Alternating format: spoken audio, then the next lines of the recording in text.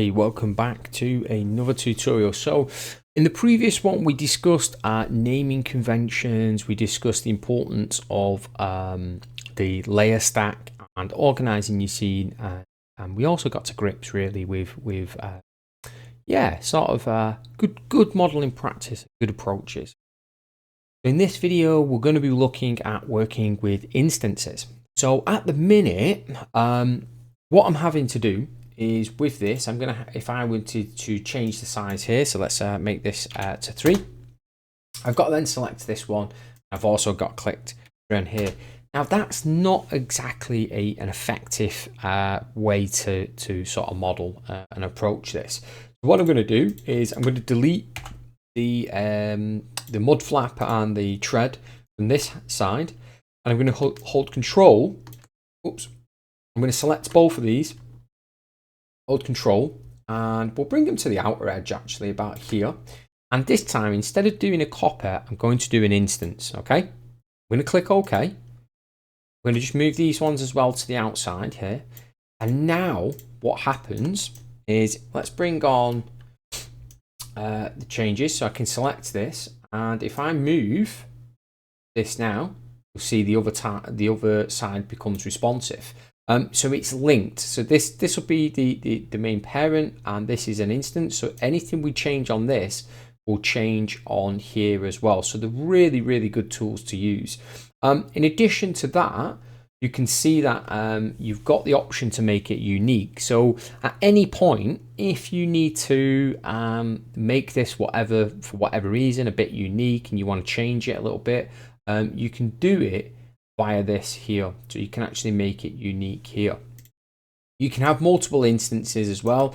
So we can have like multiple instances. So if we just as an example, I'll just drag this out again. Let's apply it as an instance. See here, let's grab this, move, you'll see they all begin to update. So it's a really, really good technique. And, you know, perhaps for the eye areas here, you know, we want to do the same. Let's grab these two, move them off, and we'll do an instance for them. And that way now, if we wanted to add more geometry to this, let's jump into the parameters.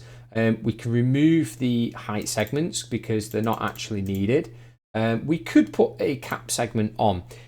Just before we continue, if you can't see your wireframe, toggle it on using F4. Alternatively, make sure edge faces is on in the menu here. And then what we can do is we can actually increase the sides, so we can make this look a lot smoother. So now if we sort of look at this robot, let's just zoom in, you can see I've got a much more smoother sort of result there, which is fantastic. And that will apply to both sides. And similarly here with the sphere, you know, if I wanted to tweak this, or perhaps I wanted to adjust radius a little bit, we can actually do that from here. You can also slice this as well. So you can actually you can either chop it along a certain point. So let's just grab here, slice on, and then you can slice it from a certain side. Pretty good. And you can squash it as well. So with the squash, you know, you can reduce these down a little bit perhaps, and push them in. So when you move this about, you know, you can push them in. So it's really important to sort of explore those early parameters, and you can see there where you're starting to get a much more cleaner result on that model. We can do the same for the neck area as well. So adjust the parameters, you know, come into here, let's reduce those height segments, increase those sides a little bit. Now, because this is a learning activity, we're not worried about making it optimal for games or anything like that at this moment in time. We're just concentrating on learning the different techniques. I actually believe my head's a different color as well, so I'm just going to select that, move this same color. So we've got sort of a nice sort of color there, and that's sort of shaping up.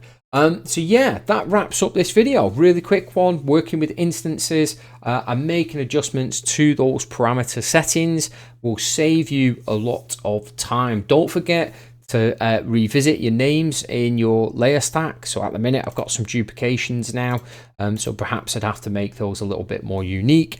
But give that a go. See if you can create some instances. Maybe put an arm onto the model itself, and see what you can create. I'll see you in the next video.